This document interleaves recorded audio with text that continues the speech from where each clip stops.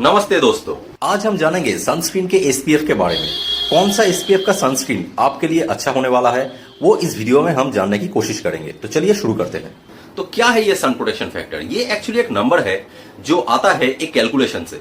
MED या minimal erythema dose of sun protected skin divided by minimal erythema dose of unprotected skin. इस formula से जो number निकल के आता है उसको उस सनस्क्रीन का SPF कहा जाता है। अगर आसान भाषा में मैं समझाने जाऊं तो यही बताना चाहूंगा कि हमारे खुद के स्किन में जो मेलानिन पिगमेंट होता है वो भी हमें सूरज के किरणों से बचाता है।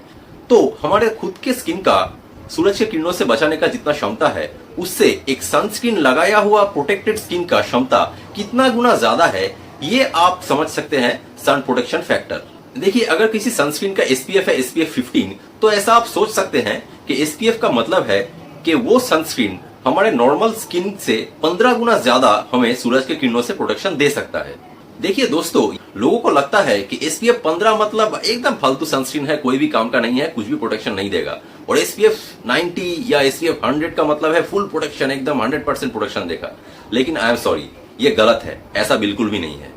आप इस चार्ट में देख सकते हैं कि SPF कितना होने से वो पर्टिकुलर सनस्क्रीन कितना परसेंट अल्ट्रावायलेट बी लाइट को एब्जॉर्ब करता है, यानी हमें कितना परसेंट अल्ट्रावायलेट बी लाइट से वो प्रोटेक्ट करता है। तो देखिए, SPF 100 वाला क्रीम SPF 50 वाले क्रीम से सिर्फ 1% ज्यादा प्रोटेक्शन देता है। लेकिन जब प्राइस का बात आएगा तब शायद SPF 100 वाला क्रीम SPF 50 वाले क्रीम से बहुत गुना ज्यादा प्राइस में बिकेगा। तो इस धोखे में मत जाइए मेरे दोस्तों, ये सिर्फ एक मार्केटिंग गिमिक है और कुछ नहीं है।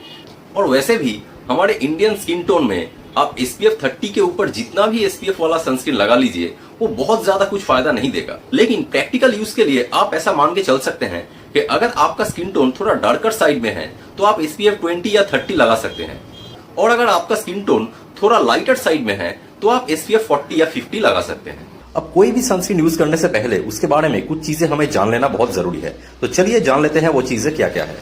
देखिए, अकॉर्डिंग टू FDA 6 मंथ्स के नीचे के एज के जो बच्चे हैं उनमें सनस्क्रीन यूज नहीं कर सकते, कॉम्प्लीटली कॉन्ट्राइंडिकेटेड है। और 6 मंथ के ऊपर के जो बच्चे हैं उनमें सनस्क्रीन यूज किया जा सकता है।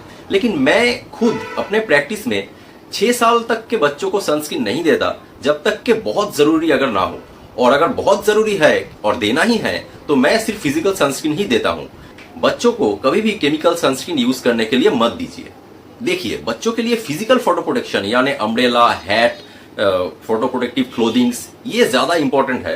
पर यह भी सही है कि जो पेरेंट्स अपने बच्चों को बहुत कम उम्र से हर रोज सनस्क्रीन लगाने का अभ्यास कराते हैं, ऐसा देखा गया है कि वो बच्चे बड़े होके भी उस अभ्यास को कंटिन्यू करते हैं, जो कि एक अच्छा चीज है।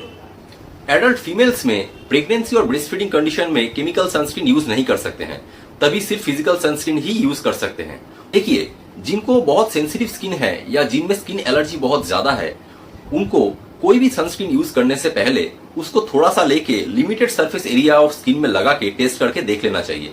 अगर कोई एलर्जिक रिएक्शन नहीं होता है उसके बाद वो सनस्क्रीन वो यूज कर सकते हैं। और बहुत सीवियर केसेस में हम उस सनस्क्रीन का पैच टेस्टिंग करके भी देख सकते हैं कि उनके लिए कौन सा सनस्क्रीन सही रहेगा।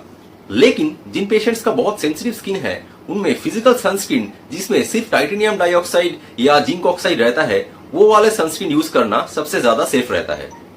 अब एकदम एंड में आके दो टॉपिक के ऊपर मैं थोड़ा सा बताना चाहूंगा। पहले के दिन में फिजिकल सनस्क्रीन कॉस्मेटिकली कोई प्रेफर नहीं करता था, क्योंकि वो लगाने के बाद स्किन के ऊपर या फेस के ऊपर एक व्हाइट कास्टिंग कर देता था। पर अब फिजिकल सनस्क्रीन माइक्रोनाइज्ड फॉर्म में आ चुके हैं, जो स्किन के ऊपर लगाने के बाद व्हाइट कास्टिंग बहुत ही कम होता है। और फिर भी जिनमें थोड़ा बहुत भी हो सकता था उनमें भी आयरन ऑक्साइड डाल के उस सनस्क्रीन का कलर हमारे स्किन टोन के कलर के साथ मैच कर दिया जाता है। तो अभी फिजिकल सनस्क्रीन जो मिलता है वो कॉस्मेटिकली भी बहुत अच्छा रहता है। Now last but not the least, बहुत ही इंपॉर्टेंट पॉइंट, इवन FDA ने तो इसको कॉन्ट्राइंडिकेशंस के लिस्ट में डाला हुआ है। वो पॉइंट ये है कि कोई भी सनस्क्रीन को एज अ सिंगल और only method of sun protection के रूप में कभी यूज ना करे। मतलब सनस्क्रीन कितना भी आपका अच्छा हो वो कभी भी फुल प्रोटेक्शन फ्रॉम सनरेज आपको नहीं दे सकते हैं। तो एक अच्छे सनस्क्रीन के साथ आपको हमेशा फिजिकल सन प्रोटेक्शन के ऊपर बहुत ज्यादा ध्यान देना है, यानी कि अम्ब्रेला यूज करना, हैट यूज करना, गॉगल्स यूज करना, सन प्रोटेक्टिव क्लोथ्स यूज करना, स्कार्फ यूज करना हमारे नेक को बचाने के लिए, या मफलर्स को यूज करना। और इसके साथ 10 AM से 4 PM तक जब सन में अल्ट्रावायलेट रे सबसे ज्यादा परिमाण में होता है, उस टाइम में अगर खुद को डायरेक्ट सनलाइट से आप बचा पाए तो वो सबसे अच्छा होगा। अगर आपको स्किन केयर के बारे में बहुत सारी चीजें और जानना है तो मेरे चैनल को सब्सक्राइब कर सकते हैं और बेल आइकन को दबाना मत भूलिएगा। और अगर ये वीडियो आपको पसंद आए तो लाइक, शेयर और कमेंट जरूर कीजिएगा। मिलते हैं हमारे नेक्स्ट वीडियो में, तब तक के लिए स्वस्थ रहिए, खुश रहिए, दूसरों को भी खुश रखिए और बाय बाय।